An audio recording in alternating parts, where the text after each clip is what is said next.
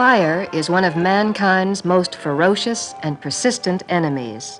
Each year in the United States alone, it costs more than 10,000 lives and $1 billion in property damage. Consider what it might cost in a nuclear war when enemy bombs could cause dozens of fires in and near your home, even though you lived many miles from the target. Normally, if your house is threatened by fire, your community fire department is on the job. When someone is trapped, the same trained assistance is at hand. In a national emergency, however, trained firefighters may not be available. At best, they will only be able to fight the big blazes. They must save as many lives and as much property as they can. So practice and be prepared to fight fires in your home and your neighborhood. There may be no one else to do it.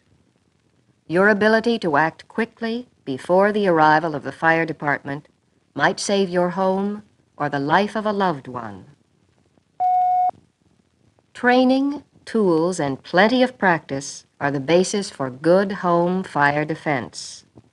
At least one member of your family should receive training in firefighting so that he can pass his knowledge on to the others. Your family should hold firefighting drills regularly, and each member should have detailed assignments so that all will work as a team. Everyone should understand what starts fires, how they spread, and what can be done to control them. Every fire needs 3 things in order to burn. It needs fuel to burn, heat to make it burn, and air to keep it burning. Remove any one of these ingredients, and you have licked the blaze. Let's demonstrate this with a kitchen match. Watch it when you strike it. The head flares up and sets fire to the match stick, which is the fuel. The oxygen in the air then keeps the match burning. If you drop the lighted match into a bottle and cover the opening, however, the flame soon will smother for lack of oxygen. Or if you dip your lighted match into a glass of water, it will go out still quicker. The water has cooled the fuel so that the flame no longer can make the match burn. Burning liquids such as gasoline or grease are generally smothered, thus removing the supply of oxygen.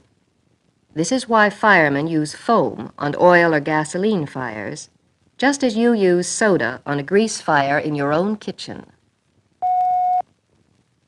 Burning solids are generally extinguished by cooling them with water, as you see the firemen doing here.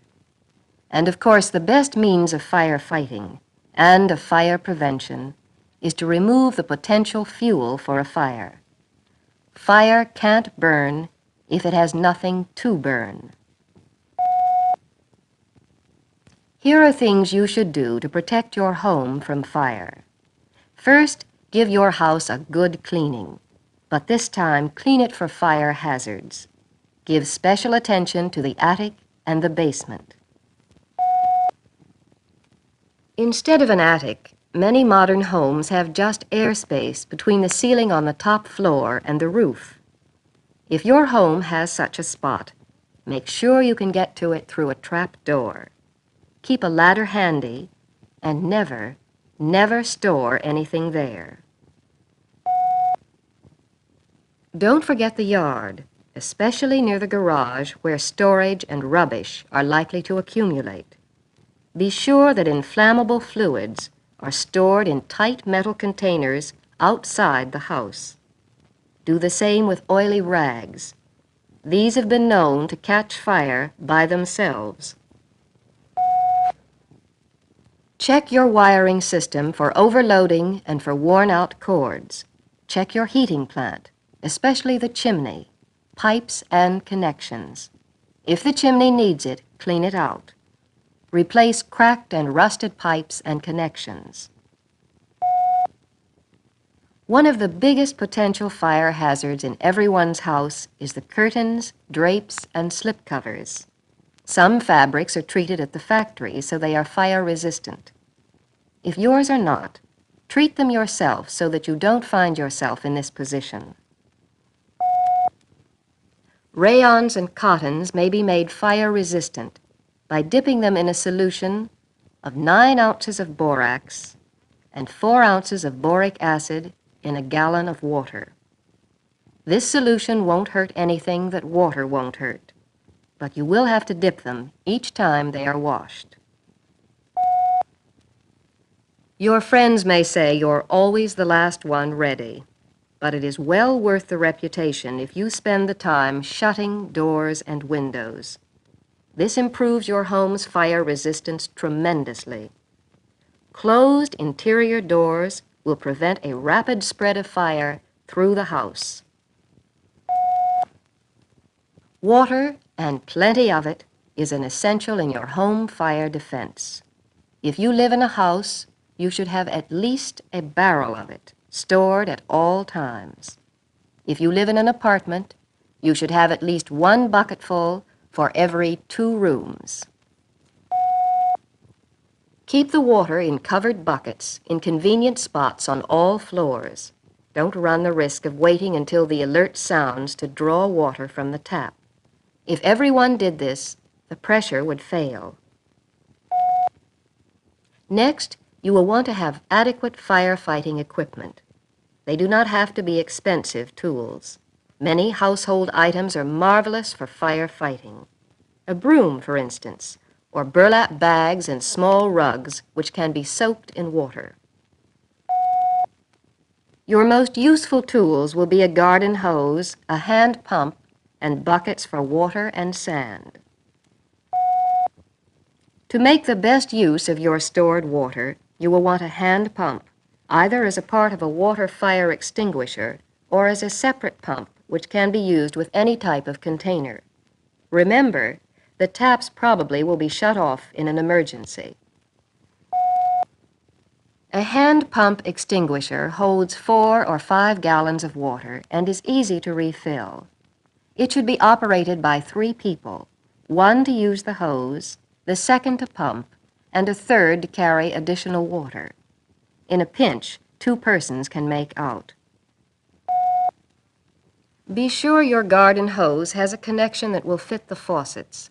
Since the usual hose coupling will not go on the kitchen or bathroom faucets, you will have to have adapters on hand. If you have chemical fire extinguishers, keep them filled and be sure that every member of the family knows how to use them. They are excellent for small fires, but are of limited value in an emergency because they would be difficult to refill quickly. You will also want some buckets of sand for smothering fires, a long-handled shovel, and heavy gloves for disposing of burning objects.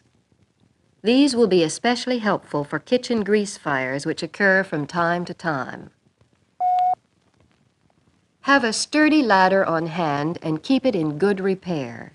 An unsafe ladder is worse than none at all. When you use it, set the foot of the ladder about 1/5 of its length away from the wall. In climbing a ladder, put the balls of your feet on the center of the rungs. Keep your body erect. If you need to free both hands for work, brace yourself by hooking one knee over the rung above the one you are standing on. Then hook your toes around the lower rung or side rail. Having assembled your equipment, your next task is to make your family a firefighting team. Give every member assigned duties and coach him so that he will know how to perform them properly.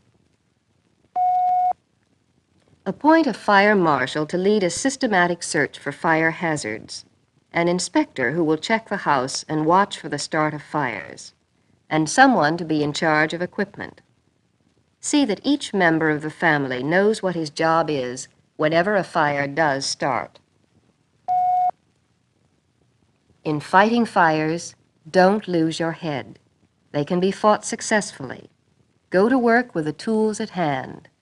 Assume that help won't come, even though it may be on the way. Remember that any delay increases the fire's chances and lessens yours. Never stop fighting a fire except to save your own life. Don't try to search a burning building alone. Teamwork is always better. You can search more thoroughly and help each other if trouble arises. If possible, search from the top floor downward and look carefully in every hiding place. People who are confused, especially children and older persons, sometimes hide under the beds or in closets. If you should ever have to cope with incendiary bombs, such as those used so often during World War II, be sure to keep a piece of sturdy furniture between yourself and the bomb. Some contain a charge which blows up shortly after they start to burn. Spray the bomb and the area around it with water, avoiding a steady stream which might scatter the fire. After the bomb stops sputtering, you can turn a stream on it, throw sand or dirt on it, or use your long-handled shovel to drop it into a bucket. Then carry it outside. Along with your knowledge of home firefighting, you will need to know the rudiments of rescuing trapped persons. Like fighting fires, most rescue tasks require trained workers, and if possible, you should always leave ticklish rescue jobs to them. It may be necessary, however, to act before they arrive. Danger of fire, electric shock, or asphyxiation calls for immediate action. If you must act, take no more risks than absolutely necessary to ensure the victim's temporary safety. If the victim is unconscious, put her on the floor unless her injuries prohibit it. If you must move her, use one of the following methods. This is the fireman's drag. Turn the victim on her back and tie her wrists together. Then, kneeling astride her, put your head under her wrists and crawl forward, dragging her along. If you must move an unconscious person downstairs, place him on his back with his head toward the stairs. Put both arms under his armpits and cradle his head in the crook of one elbow. Then drag him downstairs slowly, letting his feet trail. This is called the incline drag. If you have a helper with you, a chair may be used. After lifting the victim gently into the chair, one rescuer carries the front legs and the other the back rest. This is called the chair litter carry. You can fashion an adequate stretcher from many things. A blanket, for instance, or 2 sweaters or jackets pulled over 2 stout poles. Or you can use your ironing board, a leaf from the dining room table, a door, or a shutter. Lay the piece on the ground, lift or slide the victim onto it gently, and tie him in place with strips of cloth. A 4-handed seat may be made by 2 rescuers. Each puts an arm around the victim's back and slips his other arm under the victim's thighs. By clasping wrists, one pair of arms makes the seat and the other the back rest. If the victim is in contact with a live wire, the rescuer must not touch her without protecting herself. Shut the current off if possible.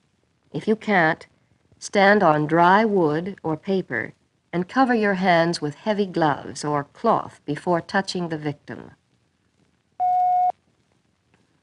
A still better system is to poke or pull the hot wire away from the victim with a dry stick, such as a broom handle or a rake handle. Leaking gas, fuel oil, or water are dangerous to unconscious persons. These hazards will be found especially in basements. When present, the victim must be removed immediately. Incidentally, Your utility companies probably have instructions for controlling damaged facilities. If you do not know what they are, check with the companies right away so that everyone in your family will know what to do if leaks develop. Your home rescue knowledge should also include knot tying. A rope will be one of your most valuable rescue tools, but not unless you know how to tie effective knots. Everyone in your family should learn the basic knots: the square knot, the bowline for lowering injured persons, the half hitch and clove hitch for moving timbers or other heavy objects. Remember to keep a good ladder around the house. This will be invaluable in rescue tasks. Use it properly. There will be enough casualties in an emergency without adding yourself to the list. If you have to lift debris or wreckage off of a victim, an excellent lever may be fashioned from many items around the house. A bed slat, spare length of pipe, pick or shovel or ironing board will do the job. Be sure to use a fulcrum or pivot that will not slip or crumble. When you are lifting a load in this manner, prop it up as you lift. Books, shoes, doorstops, or bricks may be used. This takes the weight off the lever so that you can get it in position to raise the load still higher. These techniques in rescue and in firefighting are important to your family's safety. Learn them and practice them with all members of your family. They may prove vital not only in an emergency, but in protecting your home and your loved ones day by day.